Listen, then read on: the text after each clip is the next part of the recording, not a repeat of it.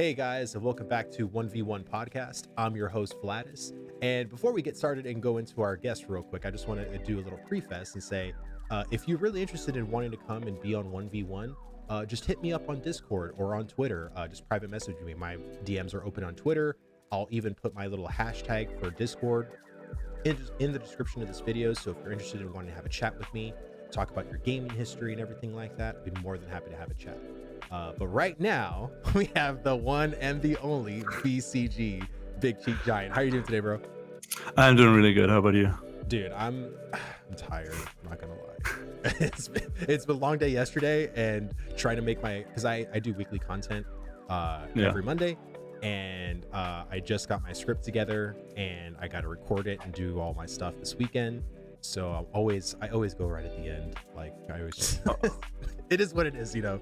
I know that, but I used to do scripts. No, yeah, for sure. And you know, honestly, like every time I go into the Ashes Discord and I see the community media tabs and stuff like that, I see that you created that little avatar thing for BCG. Oh yeah, little avatar. Dude, I love that little guy. So can you kind of tell me like a little history behind, like, did you just go to Fiverr and pay someone to do it or what? Nah, I didn't. I'm actually a certified graphic designer. Oh, I got certified in 2010, and every graphic, everything that I have on my stream, I've done myself. It's like a little hobby of mine, like creating like stuff for my stream and learning how certain people do things. That's always been like my hobby. Like the avatar I'm using now, or my logo, that's an iteration of something I created for my final exam before I got my certification. Oh, wow. So since in the last 10 years, it went through like 10 different versions.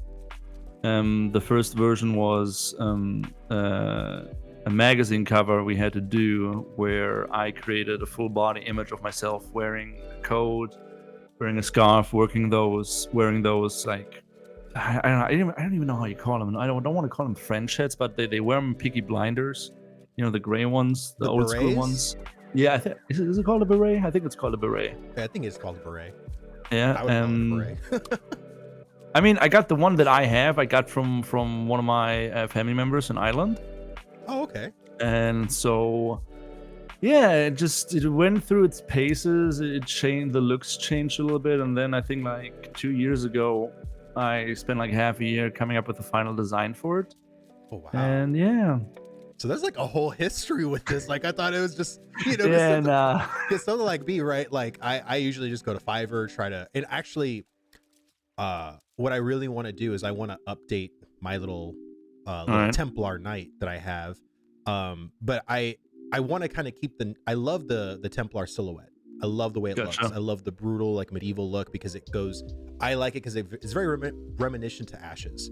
But I want to play a Renkai. I am desperate to play a Renkai. And so I want to kind of put like a kind of Templar silhouette on an orc and have have that be my new display picture.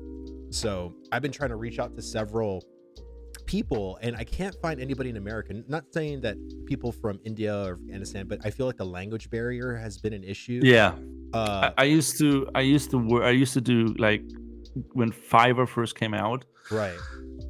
I used to do little gigs on Fiverr, and I had a lot of people from like Asia and like Eastern countries. So like, oh yeah, I want to have the same thing Ninja has. Right. I want to have the same thing, and the language barrier at some points was a really hard issue. Right. And yeah, so I can get what you're saying. No, yeah. And so I just feel because you're trying to be as detailed with certain things as possible, and if the language barrier doesn't translate, you know, it's like you're not really going to get what you want, and then you feel like you just have to be satisfied because you can't describe it in a different way, especially because it's all through text, and I hate text. Like, it bothers me. Something that I like, some of my last gigs on Fiverr, I asked them to, if they could not explain it in detail in English, to send me like reference images. Like, if you want something specific, give me a reference so I know what you're talking about. And that helped to a degree, but it's still like a really long process, especially if somebody doesn't speak English as their first language. No, for sure, for sure. But I mean, you know, that's all down the road. I'm happy with, you know, my channel now. I want to update my banner on YouTube. There's a lot of things I want to do. Keep it simple. Keep it simple. Yeah, and I kind of learned that my first banner that I got was kind of ostentatious a little bit. Yeah. You know, the guy was like, I'm gonna make red and all this fire, and I love the ashes background stuff on my thing. But yeah, you're right. I do want to keep it simple. I want to keep it I want to keep it colorful, but I want to keep it simple at the same time. So I seen so many trends over the past 10 years since I started on Twitch. right. I started on Twitch like way back in the day, when it was still Justin TV, when I was streaming with a bunch of friends from college. And then I think 2014, 2015, I switched over to a single stream because it was easier to explain stuff in certain games to guild members and clan members. And I always noticed like trends, like way back in the day, everybody had animated, you know, webcam frames and everything was super animated and funky. And nowadays it's more simple, because nowadays people start to realize it's not really about how the stream looks or how the video looks. It's more about the content itself. Right. And I think people get kind of underestimated with the kind of content that they want, because I feel like, you know, perceptions change. A lot of things change after a while. And I know for me, like, simple is always the best, at least for right now, at least for me. Yeah. But I guess to kind of go into a little bit, are you from Ireland? I'm not from Ireland. Okay, here's my backstory, because this is always super confusing, especially for people on the Discord. Okay. Cool. I have a German accent, but I was born. Okay, so my dad. Okay, how do I explain this the best way? Both of my parents are half Irish. My mom is half Irish, half German. My dad is half Irish, half American. My dad was in the US Army. He came over to Germany. He met my mom. I happened 2 months later. We moved back to the United States, where I stayed like till I was like 8, 9, 10 years old.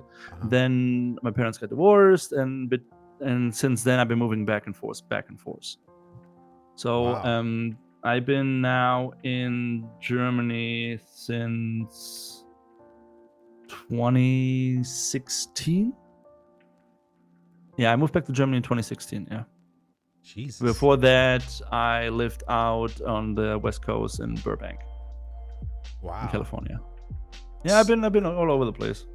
Well, that's pretty cool, man. I mean, I know I've never really been across the pond. I've never been to England. I've never been to really any other country. I'm actually getting married in August. Congratulations. Thanks, man. I appreciate it. We're actually going to the Bahamas. That's the first time I've ever had to get a passport and do that whole thing.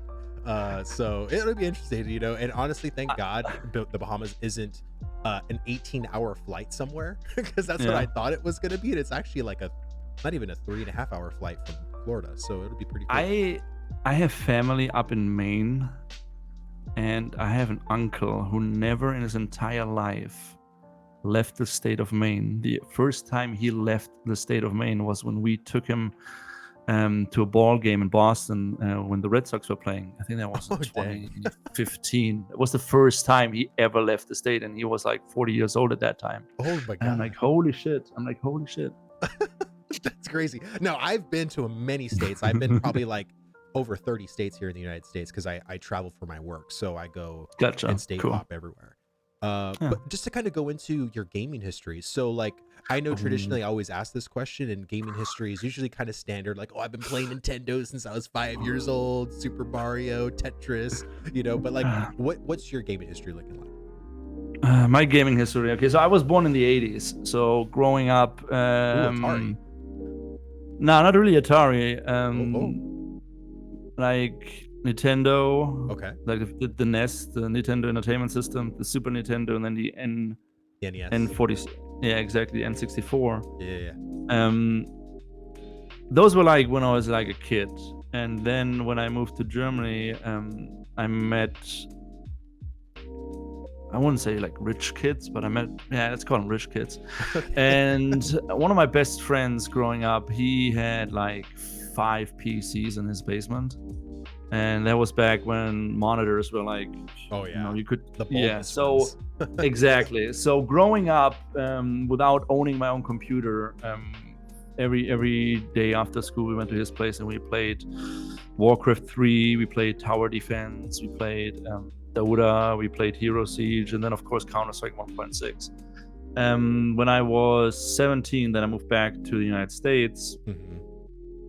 And around that time, I got my first computer. That was around the time the Burning Legion came out. And ever since then, it's just computer, always computer. You mean the Burning Crusade for WoW? Yeah, exactly. The Burning Crusade for WoW. Yeah. And ever since then, it's been mostly MMORPGs, either MMORPGs or some sort of multiplayer competitive game, from early League of Legends, Counter-Strike, to Overwatch. Never really got into Dota, but anything that is somehow arena-based multiplayer game, I most likely played it. So if I don't play MMORPGs, I mostly play some sort of competitive game. Like some sort of competitive, like first person, or just doesn't matter. As long as it has some sort of competitive system to it. If it's first person, MOBA, doesn't really matter to me. So it's kind of funny because you have I would say almost like a similar history for me, because I was competitive with Halo. Like in my high school years, like that was what I did. I think everybody played a little bit of Halo back in the day. But that was me. I played Halo. I went to tournaments pretty much all over Texas. And I got into World of Warcraft in 2006. So 2006, it was October of 2006. It was 3 months before the Burning Crusade. So I got all in World of Warcraft. And World of Warcraft was actually not the first MMO that I played. It wasn't for me either. Yeah. So the first one I actually played and I actually like despised was Final Fantasy 11. Final Fantasy 11 was my first MMO because, again, Final Fantasy 11 was a very group-based game. And for me, as a completely solo player, did not know a damn thing about MMOs at all. It was the worst. And every group, and I like to say that I had probably the worst experience because even though you needed a lot of friends and people were willing to be friends, for some reason, people would, I would go into cliques. I would join groups with cliques that didn't want to expand their group. They're like, we have our people. You're just here because Mike's not here. And when Mike gets here, you're going to be gone. So I was actually really lucky in that regard because, like I mentioned, I had this really rich friend when I was a kid. Right. And we grew up together and we mostly, like I said, played Warcraft and Counter-Strike.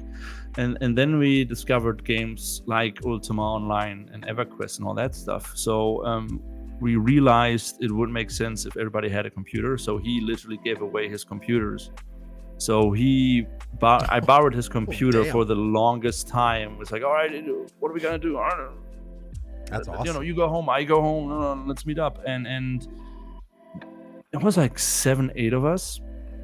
And then World of Warcraft Classic came around, and that's when we were like decided, okay, either we're gonna join a guild, or we're gonna create our own guild. And we created our own guild, and from that on, within like 2 or 3 weeks, we had like 30-40 people, and then we kept on growing. I think by the time I moved back to the United States, which was around the same time the Burning Crusade came out, our guild had like 90 people and 3 different raid groups. Wow. So we never really had to we never really had the issue of following somebody else's line, because we didn't want to follow somebody else's rules, because said, hey, we want to play this game in a way that is fun for us. Right. And that mentality kept us going to like all the way till the end of the Breath of the Lich game. Right. I was still playing and raiding on EU times while I was living in the United States, which was kind of hard. No, for sure. Not gonna lie. Yeah, that would be very tough. And I know for me, World of Warcraft, I can say this now, but I was kind of in denial when I was in it. I was addicted to it. Like, I'm not even gonna lie. Like, I literally played for almost 16 years. I finally quit July of 2021, and this is not, that was the same year or the same month where all the allegations came out and everything like that. And I don't know if that probably had a little bit to do with it, but really the bulk of why I quit was because I just did not have fun. I felt like I was logging in or clocking in really to a game that I was not getting paid to play, and it just felt like a job.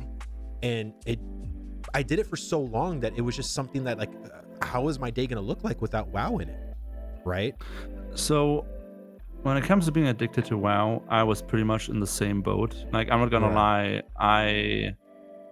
till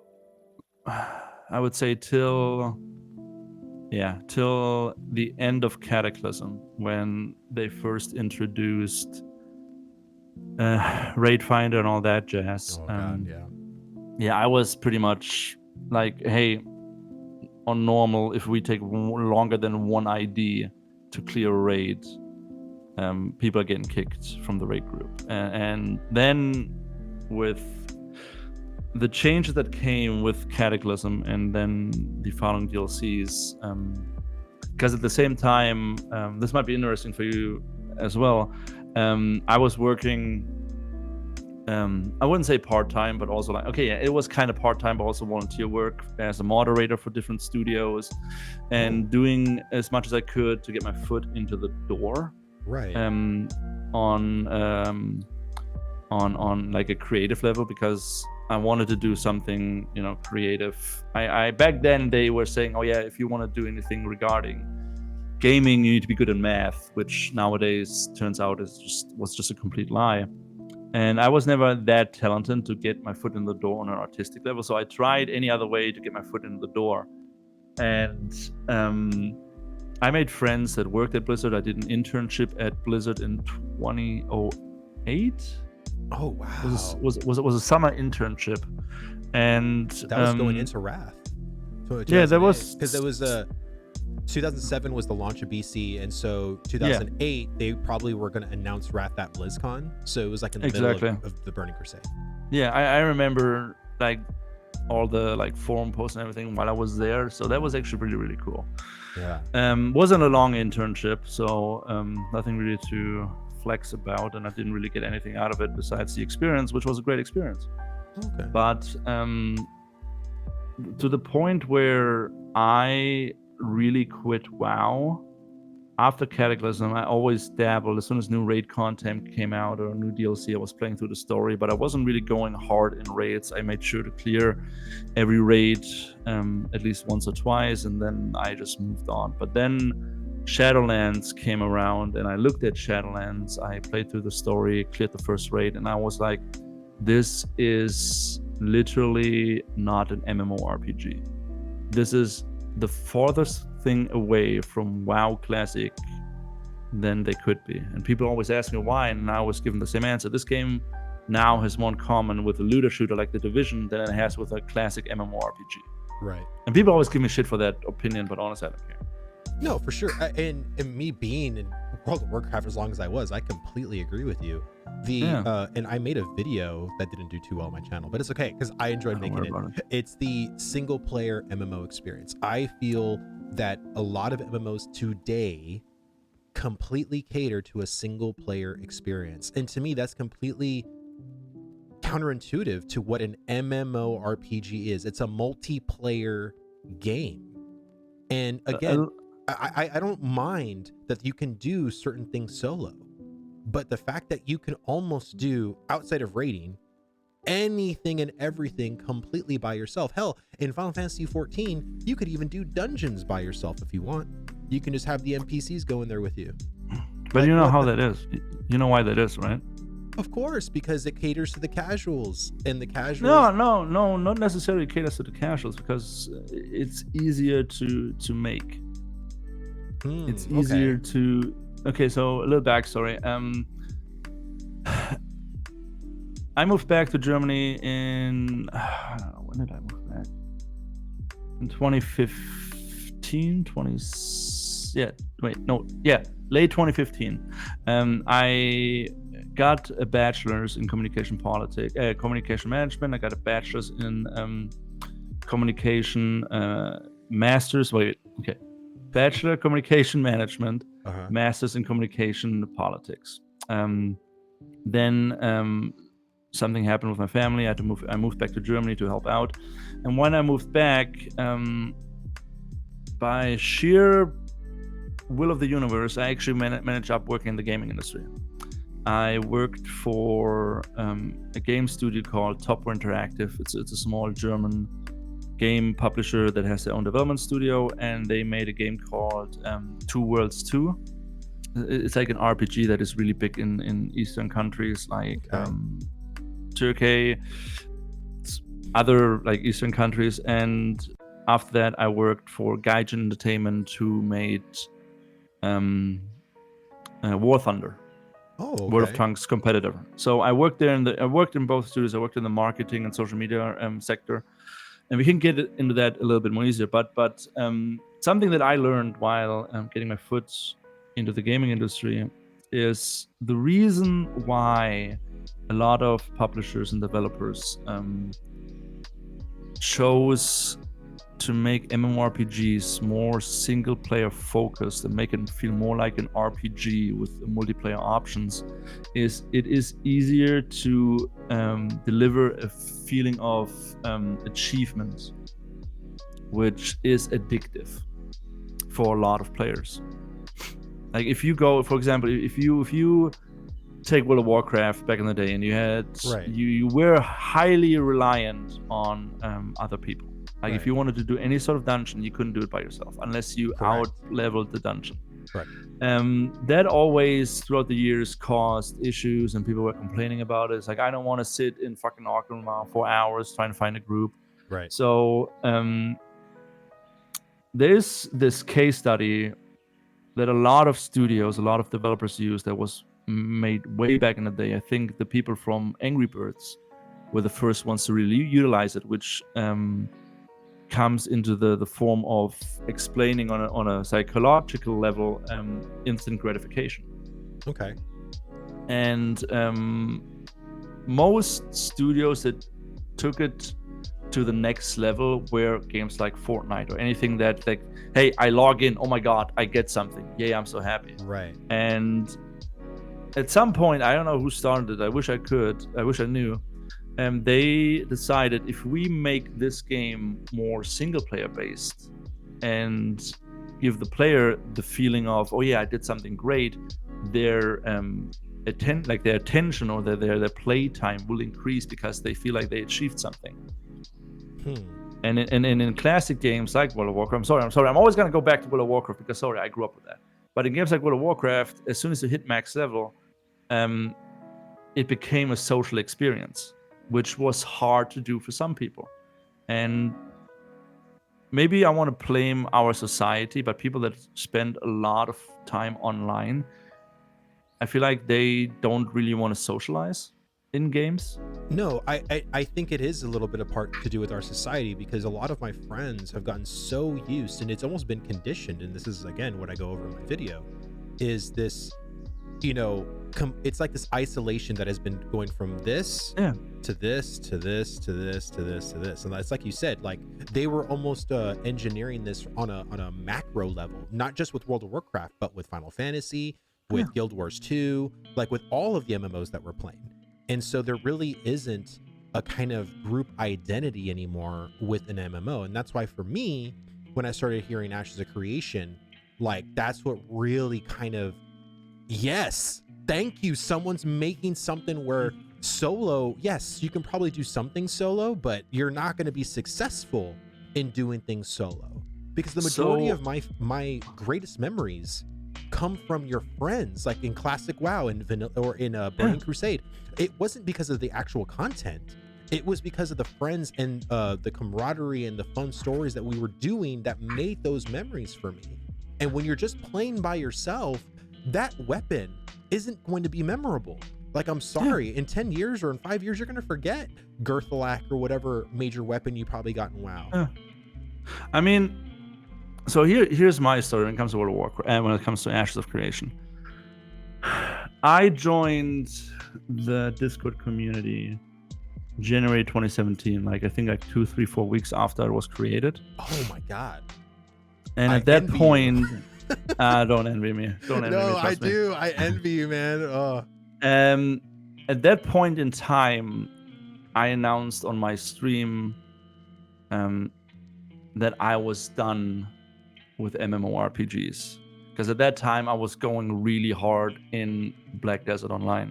Oh yeah. And I seen so many other games come out and die or change their ways, and I'm like, if this is the future of MMORPGs, then yeah, I'm done with gaming.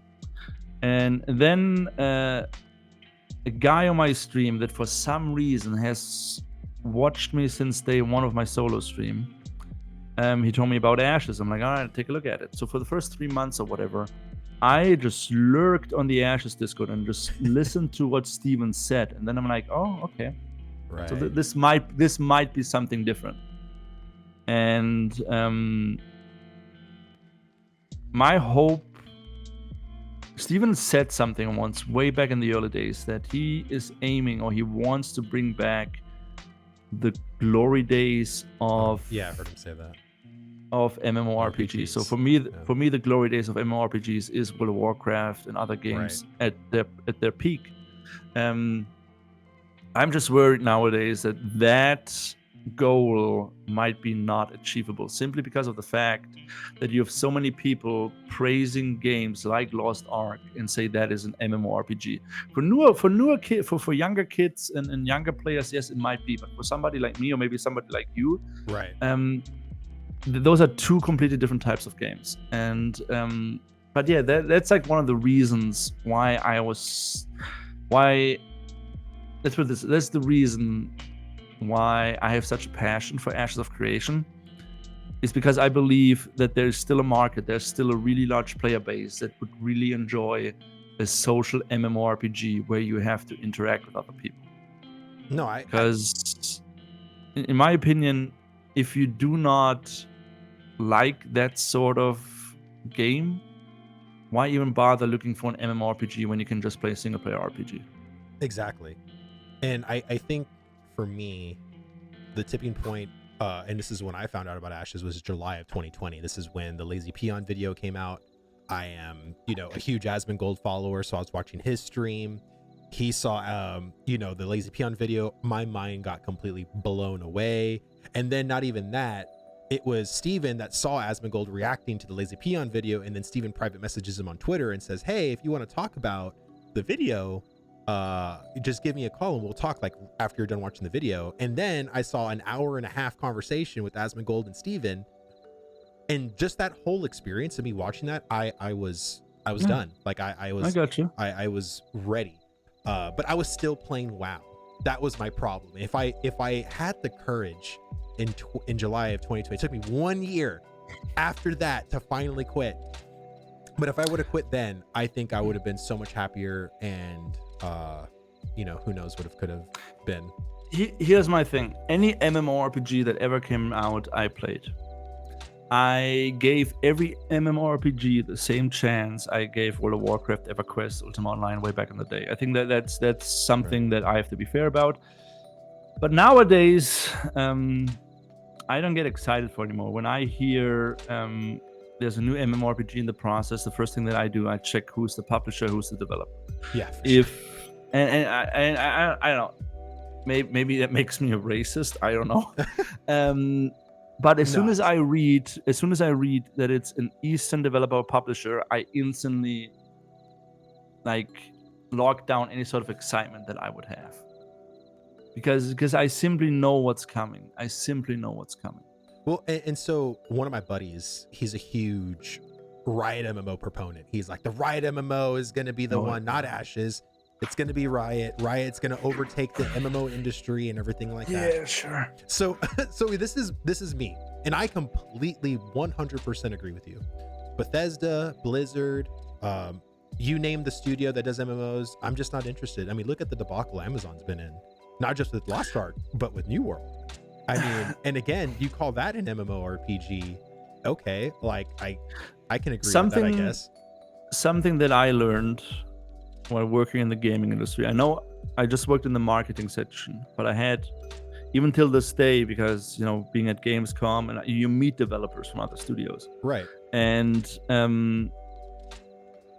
certain games and certain publishers, you have to understand at some point it started to be a money business. It's all about the money. Sure. It's all about the money. I mean, look at Cyberpunk, right? The developers didn't want to release it. Yeah. But the publisher said we have to release it. Right. Right. And way back in the day, Blizzard had this line, I don't know it word by word, in their mission statement saying, "We will never release anything that we're not happy with." Right. And down the line, because Activision Blizzard just removed it. So nowadays, it's, for at least in my opinion, for the big studios, Riot might be an exception, because so far Riot has not released a bad game. They haven't released many games, but they have not, in my opinion, released a bad game. But for other big publishers, it's more like, how can we make the maximum amount of profit with investing the minimum amount of money? Right. And in MMORPGs, I am sorry to say, MMORPGs just cost a lot of money. Oh, and here's the thing, and this is what I agree with my friend. Like, Riot has the funds to make a completely voice-acted MMORPG. And the other part that I do have confidence in with the project is the lead game designer is Ghostcrawler, Greg Street, from the original World of Warcraft. He was the lead game designer of World of Warcraft until Ian Hazzikostas stepped his shoes in to try to fill that role. And so, and the thing is, I follow Greg on Twitter, and I remember seeing one of his posts about the MMO that he's creating for Riot, and he said this, and this is what I've always told people. He said that this MMO that they're creating is not for everybody. So that gives me hope, because I thought, like, why not make it for everybody? That's the most money you can possibly make. And let me just interrupt you real quick, because if you make an MMORPG, you cannot satisfy anybody. And that's also one of the reasons why I stuck around with Ashes so long. Steven said also really early on that he knows that not everybody will like this MMORPG, but he's still gonna make it. Right. If I look at the conversations on the Discord, there are so many people, everybody wants something differently. And I'm like sitting here, I'm like, just let the guy make what he wants to make and then give you feedback. Right. And so I know for me, right? So a lot of people, and this is what I was guilty of too when I first started going to Ashes, I was trying to imprint the best parts of World of Warcraft for me into Ashes of Creation. And I had to step back from that, because that's unfair to Steven's vision. Steven knows what he wants to make, how he wants to make it. And I want to, especially in Alpha 2, because I will be testing Alpha 2, go in and see what I like and what I don't like. Like one big aspect that just kind of little detail of a nugget that I don't like is the XP debt. I think XP debt in general is kind of an archaic design. I think in today's 2022, MMOs, that's something that should not be there, because it's not the fact that when you die in Ashes of Creation that you just get XP debt. There's 7 other things that happen to you that are negative. Why do we need XP debt on top of all of that?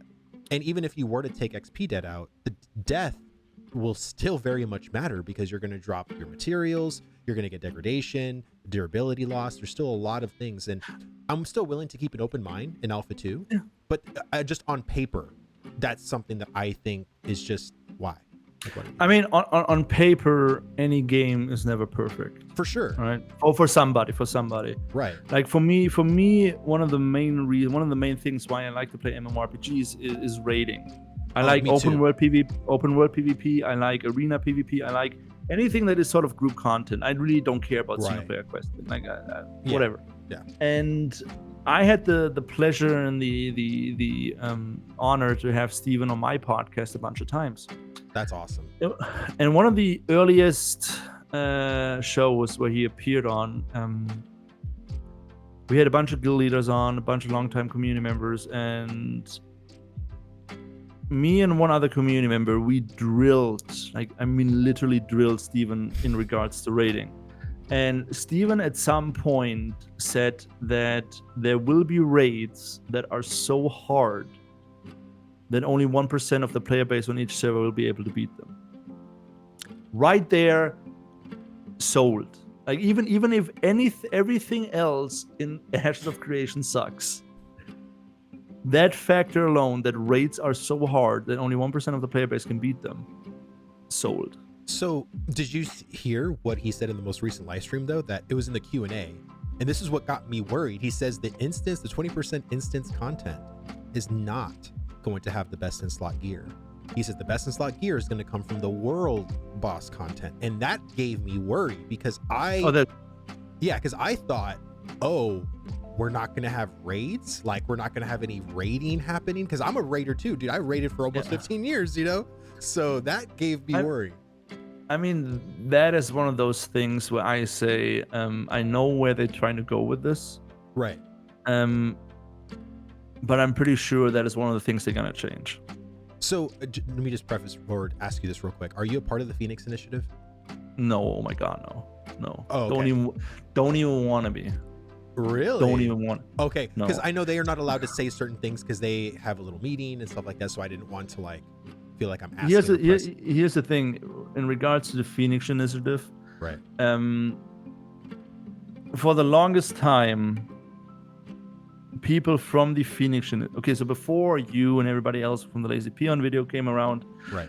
I was known for being salty or whatever you want to call it. I was really, really frustrated with a lot of things that went on way before everybody else showed up. Don't really have to go into detail now because it's honestly, it's way too much.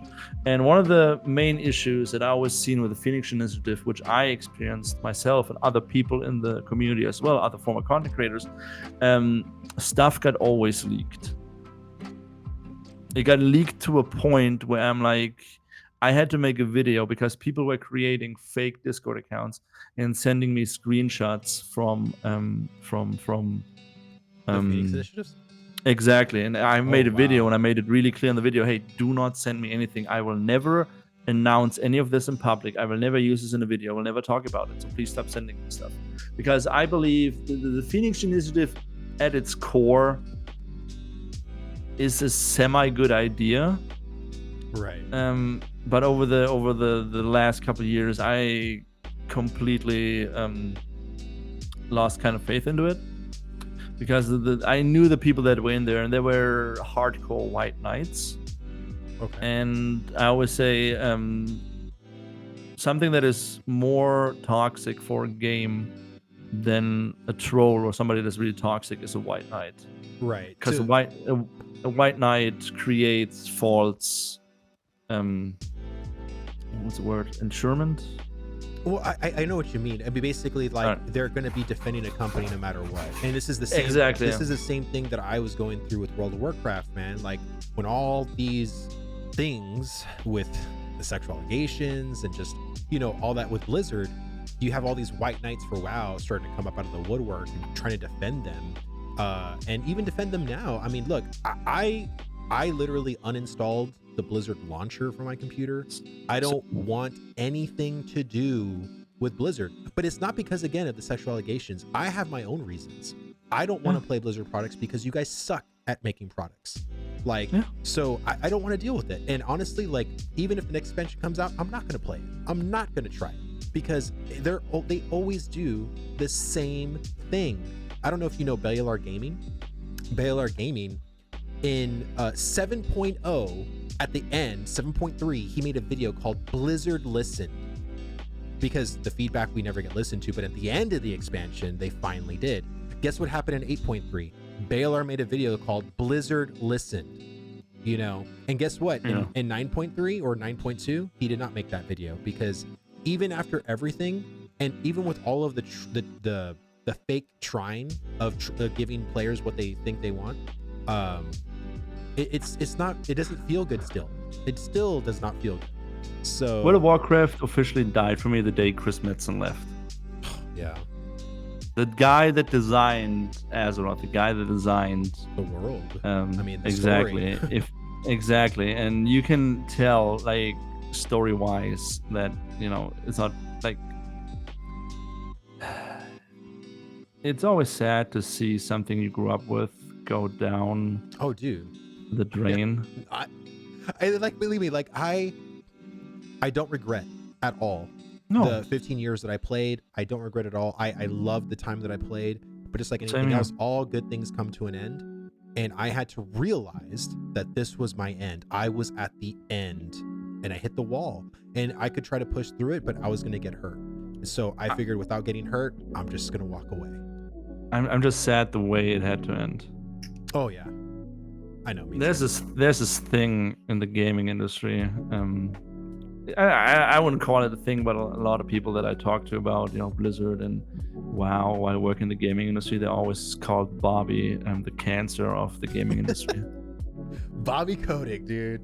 I hate that guy so freaking much. Unbelievable. I hate that guy. For me, he's on the same level of hate that I feel for the lady that tried to defend loot boxes by calling them surprise mechanics in front of Senate. The heck? You don't know that story? No. What do you mean surprise mechanics? There was a lady. I don't know. Was it? Hold on. Surprise mechanic. I don't know. Was it EA? Was it? Yeah, it was EA. She was asked about loot boxes, and she say they're not loot boxes. They are surprise mechanics. And at that point, I don't know, when was it? It wasn't too long ago. At that point, I just realized the gaming industry is now at a point where it's run by people that just want to make money. It's not run by people that want to make it. Like back in the day, people wanted to make games. They wanted to make something that has not been done before. They wanted to make something new, right? But nowadays, most games publishers, not the game devs themselves. There's a lot of people out there that work for shitty studios, shitty publishers. They still really want to make good games. But the majority of studios that are published by people like EA and so on, they have, even if they make something great, they have this evil shadow in their back where it's like, hey, investors. We need to make exactly. So when Steven comes around, right, the self-made millionaire, and he says, I hate all of this. I'm like, oh, I hate all of this as well. I'm gonna make an MMORPG. Okay, I will listen. And so far, every time, I mean, there are certain things I don't disagree with, but I know that it's not going to be like the best MMORPG ever. But for me, it's the last chance to teach a new generation of gamers, hey, you hear us always talk about World of Warcraft Classic. There is a reason for that. Right. This is the nearest thing you can get to that experience. Right. And there was no XP debt in World of Warcraft Classic, just saying. No, that was... Listen, as soon as I get to test it, I mean, listen, there's a lot of things in the game, like, the marriage system, all that stuff that I'm like, do we really need this? Do we really freaking need this? As soon as it comes out, as soon as we can test it, I will give feedback. I'm not a big fan of sharing my opinion on stuff beforehand, because I'm in the back of my mind, I'm like, this is one guy who pays for a game that we get to play. Right. I'm gonna let him make his game. I'm not gonna worry him with my opinion or whatever. But I have to say in my defense, back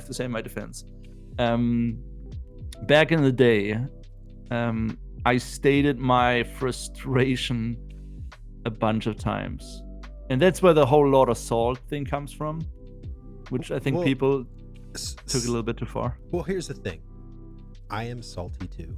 I think a lot of MMO players that play even their own MMOs are super salty because we've been screwed. And this is the thing, like, I'm sure you've heard Steven say this, the whole battered dog syndrome, right? Like we come from a very battered community because MMO developers basically, oh, you want what you want? No, you're not going to have it. We're going to force you to do this stupid daily thing over and over. even though we designed it to be totally uninspired, totally not fun. And the thing is that when you see a lack of passion, it really, like with like a huge bright light, brings out the people that are passionate. And I'm a very, very passionate person, and I can tell by the way your mannerisms are, you are a very passionate person too, sir. And let me put it this way. Oh no, finish first. Sorry. No, I was just gonna say, when I saw Steven for the first time, it reminded me of old Blizzard, because when they got on stage, the passion that Steven was displaying talking to Asmongold, just through the voice, just through, and the natural way he was cussing, it didn't feel forced. It just felt like his frustration was slightly coming out in a sort of semi-professional way. And I say semi only because he was cussing, but I thought it was very professional. And that just, it felt more like a gamer just kind of venting his frustrations and knowing I have the power and the money to do something about this, and I'm gonna do something. So here's a little bit of a backstory, maybe for your viewers. Maybe that might be interesting. I'm gonna share an image with you that's gonna also explain something. So I have this character I created, which is called the Lord of Salt. The backstory for that guy is I created that character, I think 2017, early 2018, because we had this meme within the community where, because that's where like Steven, the Lord of Sandals, comes from. Where we had the Lord of Donuts, the Lord of, I don't know, heavy shoe wear. Everybody had like this royalty title within the Discord for a couple of weeks, and I was playing a lot of Overwatch at that point, and for me, being salty is not a bad thing. For me, being salty is that point between not caring and rage quitting. For me, when I lose a match, I get salty, but I get right back into it. Right? For me, being salty is not something negative. So even people always call me salty. I'm like, all right, whatever. So that's where that whole character came from, and that character over the years had many iterations. Is now a VTube character that I have to use a little bit more. But the thing is, where I think a lot of people, especially white knights on the Discord, think they have an open area to attack me on a personal level, is throughout the years, when I'm not at work, because at work I have to be politically correct, I have to be polite, I have to be like, like it's business. But when I'm at home, I'm like 0 or 100. If I don't like something, I'm gonna say it out loud. Right. And over the years, some of my most watched videos on YouTube were videos where I stated my frustration, not out of malice, a place of hatred or malice, just because I have a lot of passion for the project. I have a lot of, like I said, this will be the last MMORPG that I ever play, period. And if this doesn't work out, then I'm officially announcing the MMORPG period. MMORPGs are dead, the ones that I like, anyways. Right. So I was okay. If you want to call me the Lord of Salt, I'm gonna go have fun with it. Until this day, I have fun with it. And to get to the point that you were just making, in 2018, I was at Gamescom for work. And that's when I met Steven, Jeff, Alex, and Peter for the first time. That was when they announced my.com. That was before your time. That was like this big uproar. Oh my God, I like my.com, pay to win publisher. Oh my God, EU is fucked. Oh yeah, trust me, Discord went wild. It's like, oh my, like former moderators like, oh yeah, this is gonna be pay to win now. They don't know what the fuck they're doing. No. And I was like lurking around the my.com booth because I didn't let anybody in till Peter came out, because I was like on my phone on Discord, hey Peter, the Lord of Salt, BCG, outside, come get me. Right? And then he came and get me, and came in, and I just posted a picture. You're happy to use that for the video. Okay. And I met Steven, and he asked me, so how bad is this? I'm like, well, it's not the greatest. No. And he ran right back into a meeting. But then by the time he was about to leave Gamescom, I met them again, and I'm like, hey Steven, listen, what you're doing is really, really great. I really appreciate this. This means a lot to me as an MMORPG player. Right. And I told you, when I see you, I'm gonna give you a hug. And I gave him a big hug. Right? And on the same day, he was tired. He was tired as hell. He still went up to Amsterdam to talk to the head of my.com for Europe and to clear up a couple of things. So the guy cares. The guy cares about his community. The guy cares about, what the game is gonna be. And I'm a little bit sorry that sometimes what I say comes across the wrong way. But in all honesty, I rather be looked upon negatively in certain areas than be a complete freaking ass kisser. No, I mean, I get what you mean. I've always been the kind of person where I always try to give people the benefit of the doubt. But I think the other whole internet thing that I really hate is this internet bully tough guy thing. You're going to start chatting and start talking to people in this super negative way, in a way that's like, oh, they're not going to come to my house and beat me up or anything like that. And it clearly shows. And I've always just did not care for that kind of thing personally. I mean, I do my negative sentiments all the time. I'm not afraid to be negative. And again, like, I really love the whole concept of Ashes, but that doesn't mean that I'm gonna be blind to the things that bother me. Like, hell no, like, I want this game to be the best it possibly can be. And again, I'm always gonna, give my constructive criticism to the game. I know a lot of people are, but especially going back to the White Knight thing, I just don't understand the reasoning why people choose to do that. It never computed in my own mind. It still doesn't, personally. But if you don't mind, we want to change the subject real quick, or unless you want to say something real quick. I have one thing to say regarding, and then we can move on. Sure. The reason myself and a lot of other content creators decided to make the content a certain way, Steven, in early 2018, something happened where a content creator insulted Intrepid Studios, told a bunch of lies, and Steven, back then we still had a content creator program, and Steven came in and he made it really, really clear that he does not want White Knights. Okay. And ever since then, that's what I've been doing. I've been giving my honest opinion on stuff as a fan for the project. But I guess my opinion, a lot of people don't agree with.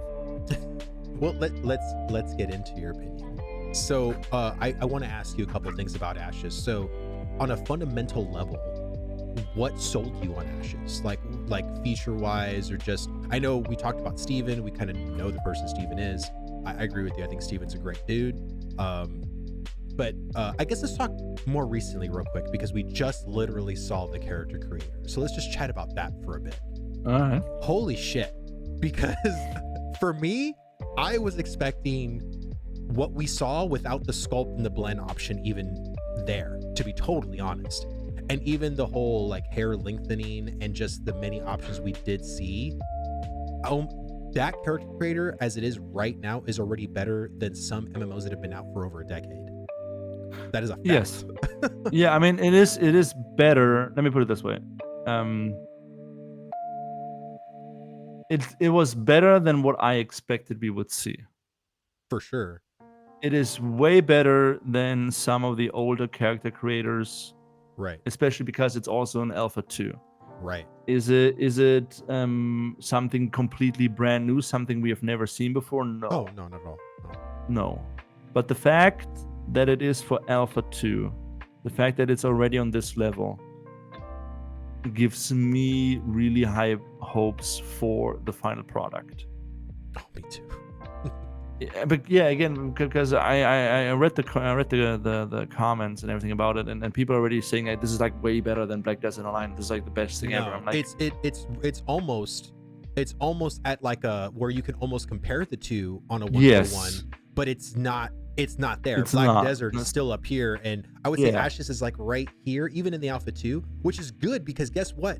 All the other MMOs are not even in the same ballpark. Exactly. If you look, for example, the character creator for World of Warcraft, Final Fantasy, Guild Wars 2, like those are like some of the most played character creators. I don't know about Lost Ark. I don't know how in depth that character creator is, even though I played Lost Ark. I mean, but it's not on that level. It's not. It is. Let me put it, it's at the best possible spot it could be. Even if it would not have a lot of the features we've seen, it would still be at a really good spot going Right. into the future. Right. So yeah, I just wanted to mention that real quick, just because, I mean, again, like I've already kind of, well, I guess I haven't, but yeah, I love the character creator. I think it's great. I think the artist and the engineering team always blow me away. I don't know what a week did personally, when they delayed it a week. Maybe it was like a bug they were trying to fix, but I mean, I don't know how much work a week can put in that you wouldn't have A still. lot.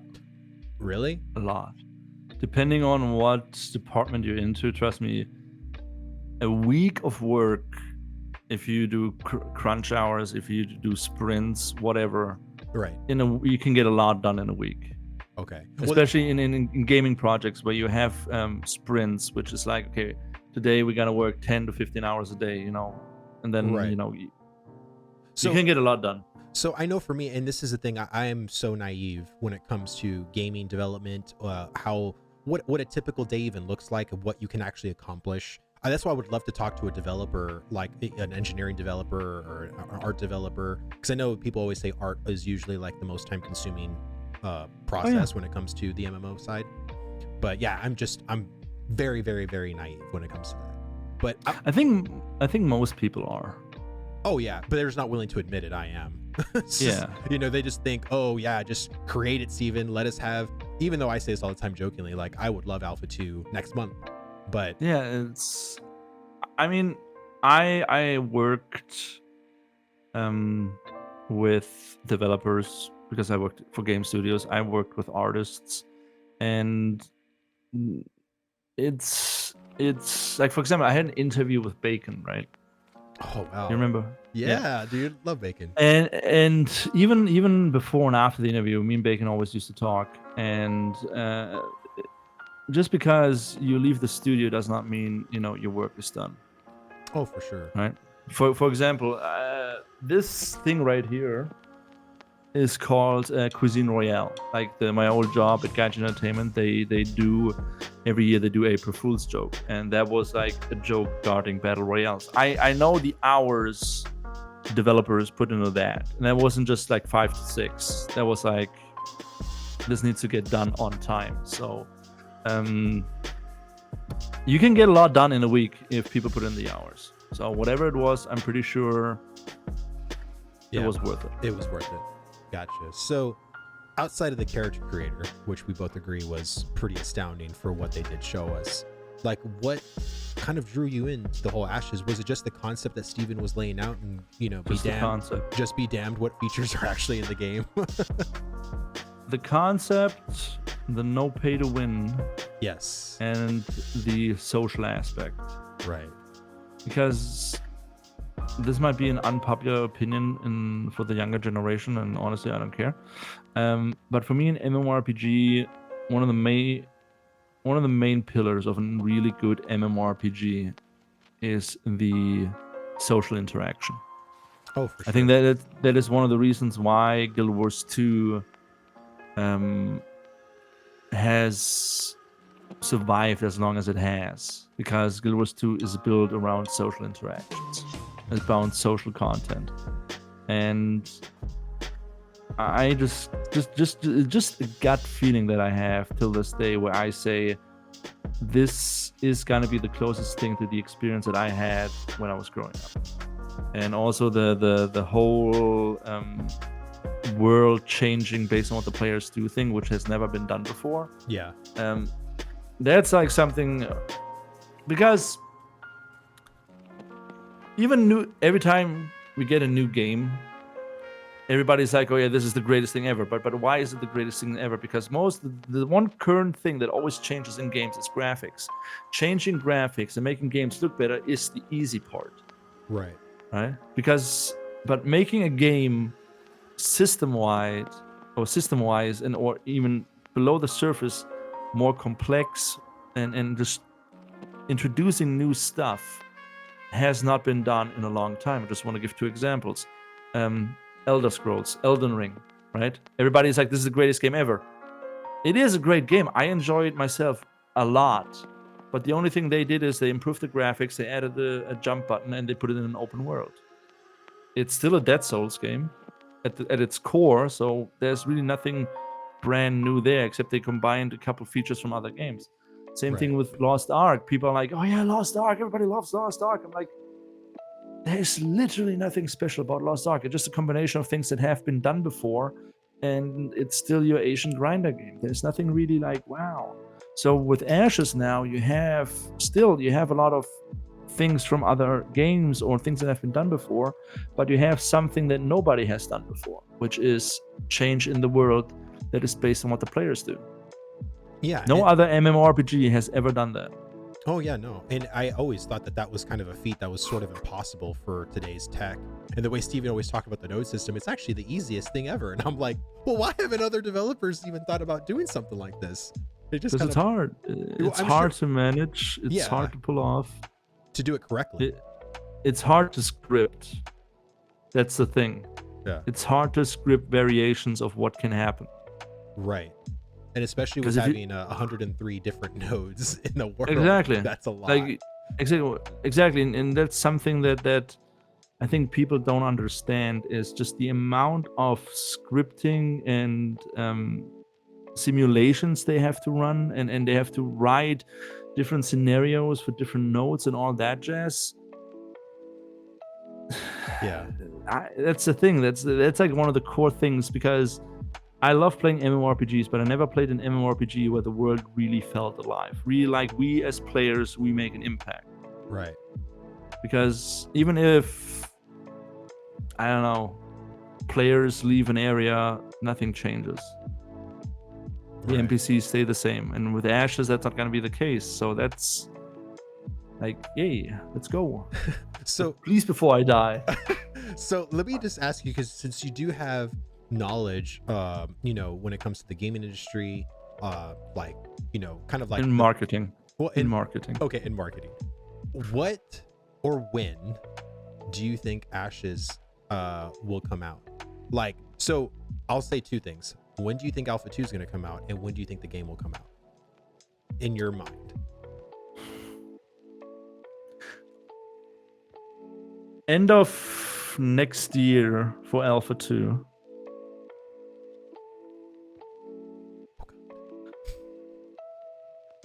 No, I mean, that's like including, major issues and all that stuff, and with like a buffer that is more on the safe side, and release sometime 2025. So you still think this game is like almost 3 years away? Let me put it this way. If I'm wrong, yay to everybody. For sure. Yeah. So far, we have not seen certain classes. Still. Yeah. So we still haven't seen like the world. We only seen the world on a map. We've seen Alpha. Exactly. We have not seen the. And now a lot of people make the argument, oh yeah, but they don't show everything. I'm like, okay, so that's your argument. I'm saying I'm going based off what I'm seeing, which I think is a fair point. Right. And also because I want them to take as much time as possible. Because you can only launch an MMORPG one time. You get a first impression once, and that's always the most important. Now, do you find, and this is, I guess, and maybe it's just me being so impatient, but do you find any good things about them launching the Alpha 2 sooner? Like, because I know they said, oh, we want 80% of the world to be done, yada yada. But what if they said, well, we're not going to have, we're only going to have 4 classes available, we're only going to have this, and then as the Alpha 2 goes on, we'll add more to it. Do you think that's something better than just waiting the entire time? It depends. Who's waiting? Is just somebody that wants to play an MMORPG waiting? Is somebody that wants Ashes to be a success waiting? Or is somebody that, I don't know, has nothing better to do waiting? Okay.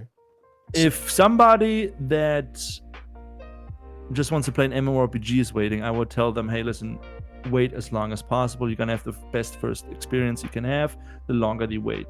Right. If somebody like myself who wants to test, who wants to help as much as possible, I would say give me Alpha 2. I sign an NDA, throw system after system at me. I help you test as much as I can to improve the final release. So it depends. It all depends. But in my mind, especially with the Riot MMORPG somewhere in the shadows, wait as much as possible. Don't let anything sink through regarding a possible release. And as soon as you see or hear about other MMORPG releases and you are like pretty sure we can release, then make the announcement. See, I guess my fear is, and this is just something that I don't know why, but I just feel it in my gut, that Ashes is gonna release very closely to the Riot MMO. I just have this gut feeling that they're gonna be this like that would be bad in my opinion. That would be so bad. That would be that would be really bad, and really, like, marketing wise it would be horrible, planning wise it would be horrible. I know. If you can afford to not release at least within the same 2 quarters of that release, like 2 games you want to stay away from: World of Warcraft, any new DLC, and the Riot MMORPG. If you can plan between those 2 within a 2-quarter buffer, right, you would be in a good spot. Right. But then also, there's always the question, content creators, how are we going to get them on board?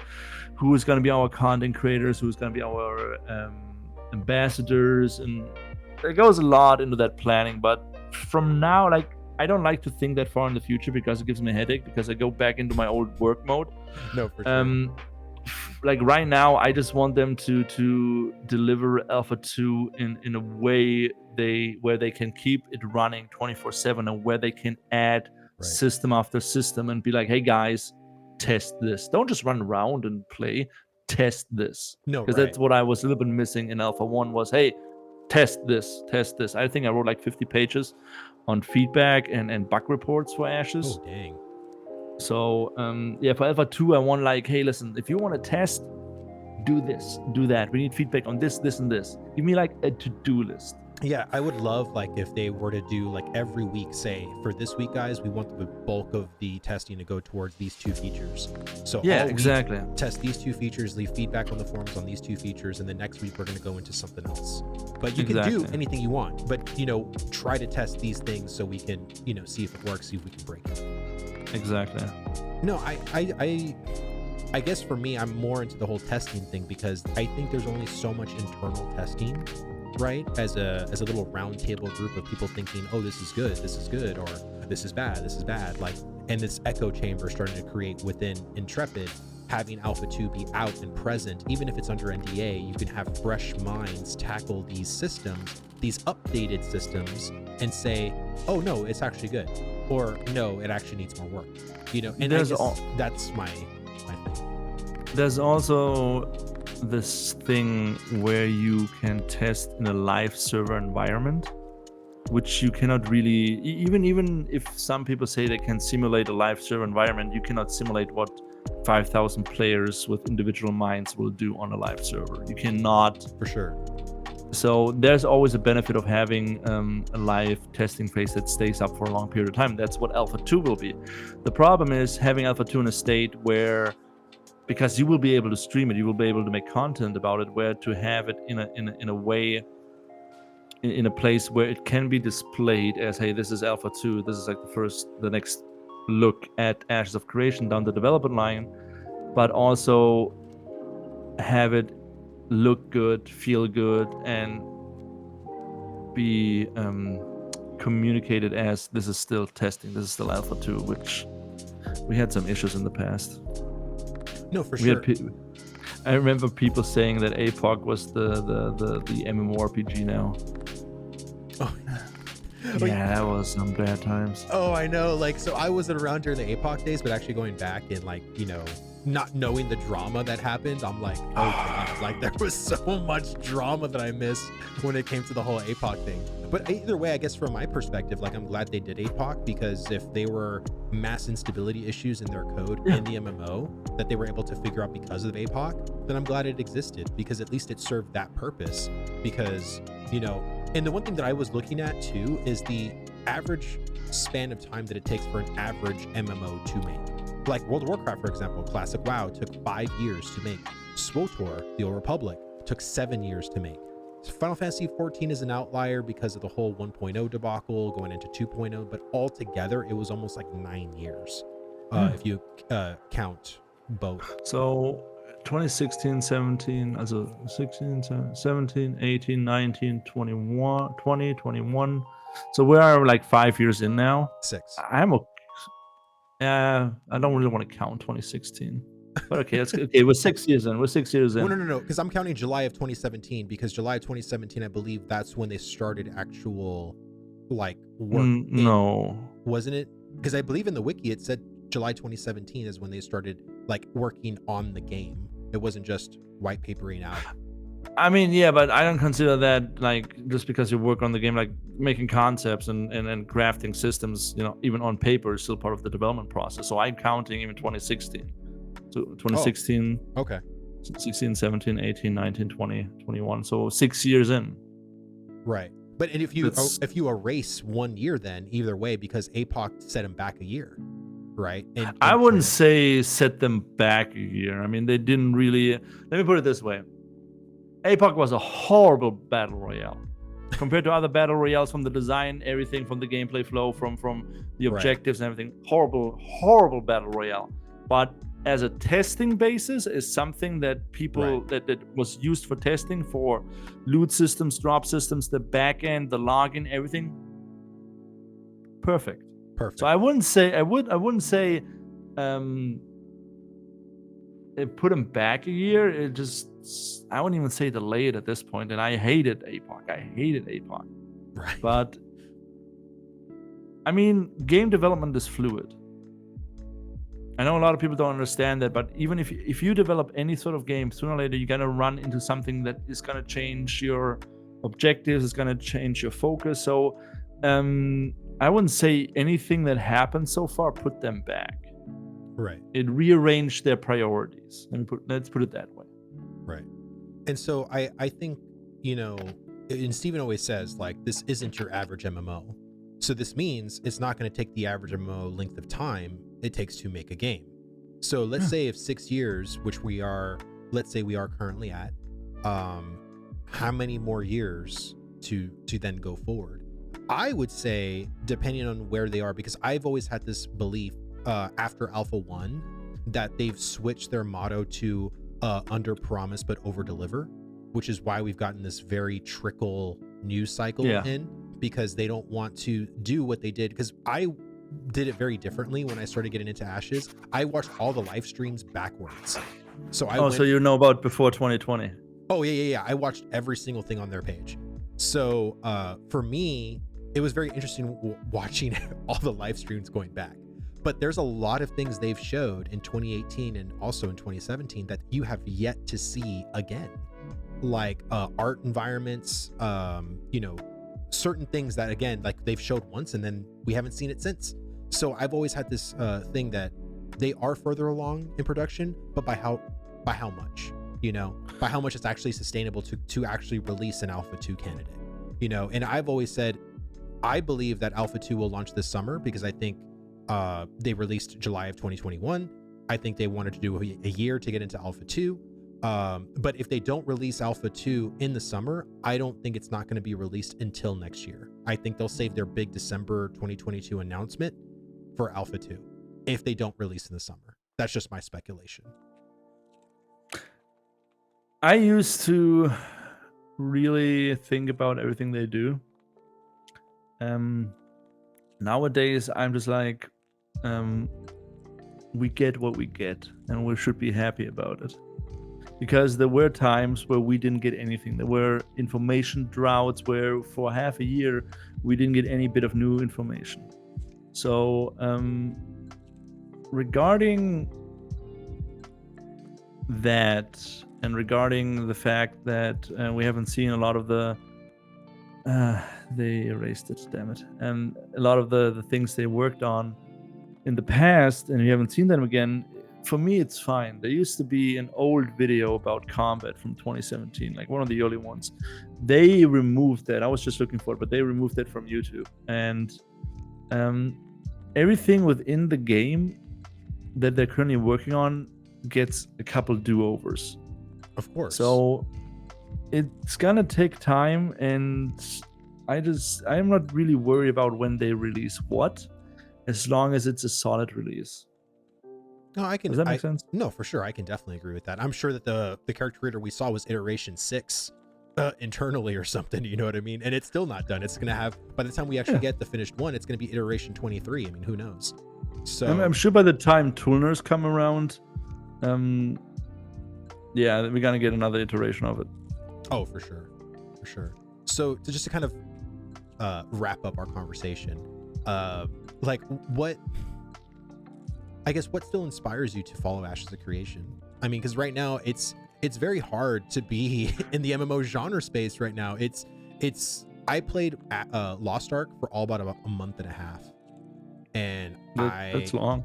Yeah, no, I was just playing very casually though. I still, like, my main character has like an item level of like 8 something. I don't know. Or 820. So are you asking me why do I still follow or make content for Ashes, or why I'm still playing MMORPGs? Let's go with the first one, specifically for Ashes. Why do I still follow Ashes, and why do I still make content? I still follow Ashes because I believe Ashes of Creation is still the best chance the genre has to recreate the golden days of MMORPGs and get away from the current status quo, which is single player experiences with multiplayer options. Why do I still make content? Because that's what I've been getting. I've gotten comments from my channel that I should just stop doing Ashes content because there's nothing new to tell. So why are you making content?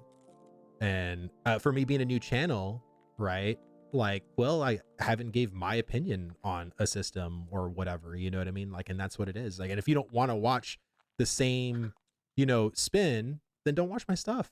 Like, you know what I mean? Like, I'm not forcing anybody to watch my stuff, but it's kind of funny how people are just like so bitter right now because they don't have anything new to see. So why are content creators making content? Like, it's just like, so dude, we're passionate. My main content at the moment for Ashes is my podcast, which is the longest running Ashes of Creation podcast. And the main focus of that podcast is unfiltered community opinions. Bad, good, salty, positive, white knights, whatever you want to call it. The reason I still do honest content, even if it's podcast, if it's a video, is, in my opinion, it has a real benefit if somebody that is passionate for the project gives his opinion on matters that he finds important, right? If they come from a place of caring, like, I care about the project a lot, I care about the community a lot, that's why I attack certain people on the Discord. I'm like, listen, you make the community look bad. I know I make the community currently look bad because I'm coming after you, but like I said, I've been making content for Ashes since 2017, and there were times when nobody was covering Ashes. I know a lot of people came around because of Lazy Peon, and that's a good thing, but I always feel like having honest content without any aim for personal gain and just making content as a fan for the project feels right to me. And before Ashes, I never done anything like this, and honestly I don't really want to do it for anything else besides Ashes. I honestly could not echo the same sentiment even harder. I mean, dude, I used to do, I can't even say used to, because I did have a YouTube channel back in 2012 for WoW, but it was a hunter channel because back then all the hunter guides for rotation, cooldowns, and all that were crap.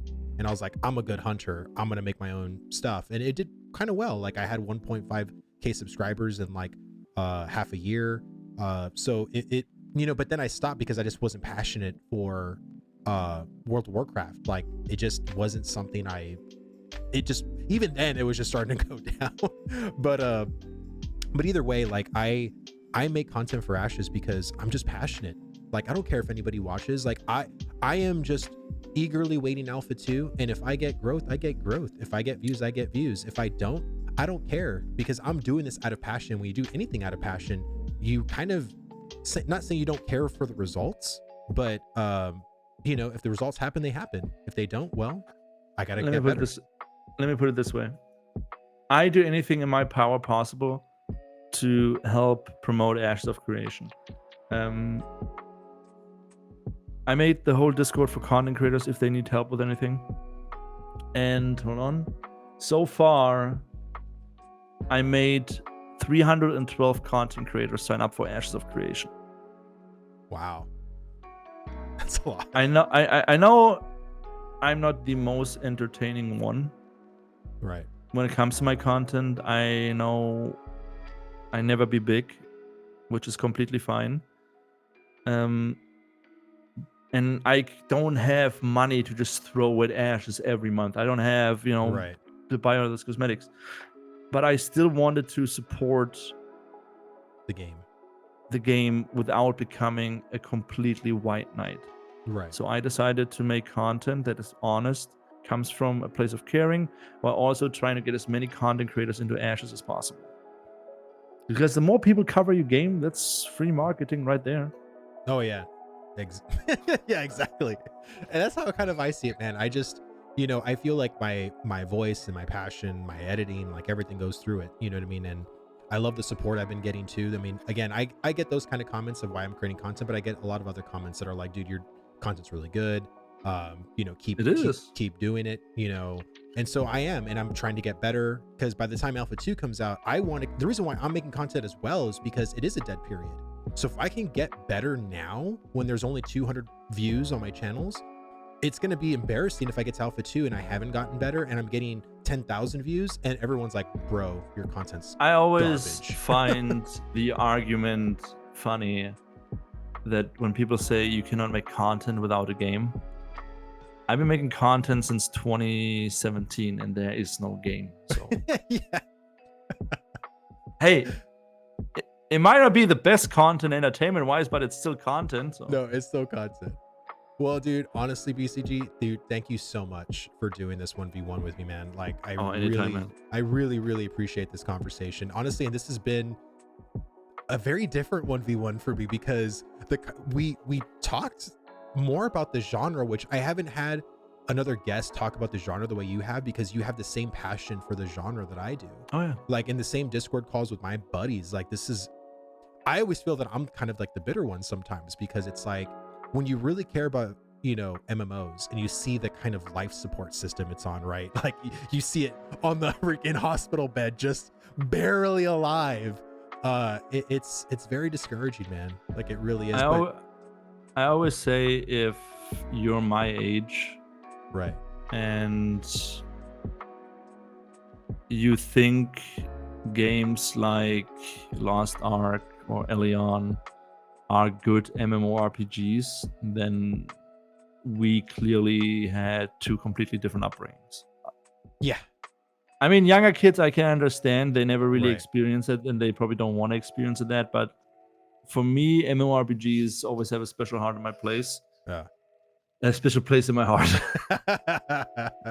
And like I said, with Ashes of Creation, from what I see currently out there in the open, is one of the last real chances the genre gets.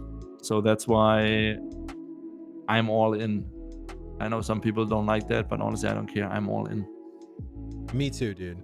I am all in. So, but dude, thank you so much. I know, you know, you live like way far away from me. I live in Texas, and you're able to like get a hold of me and we can do this. And I had an awesome time chatting with you, dude. So thank you so much. Anytime, man. Thanks for having me. No problem. And if you want to say like where people can go to follow you, YouTube channel, Twitch channel. Well, you can find me on YouTube under the Big Cheek Giant, and that's where I mostly post my podcast. And I stream sometimes on Twitch if I have free time under BC Giant. It's mostly competitive content or MMORPGs. If you want to come in, drop in, talk games anytime. Awesome. And those links will be in the description box down below. So thank you guys so much for tuning in and watching this epic conversation happen. My name is Vlhadus. This is 1v1 podcast, and I will see you in the next one.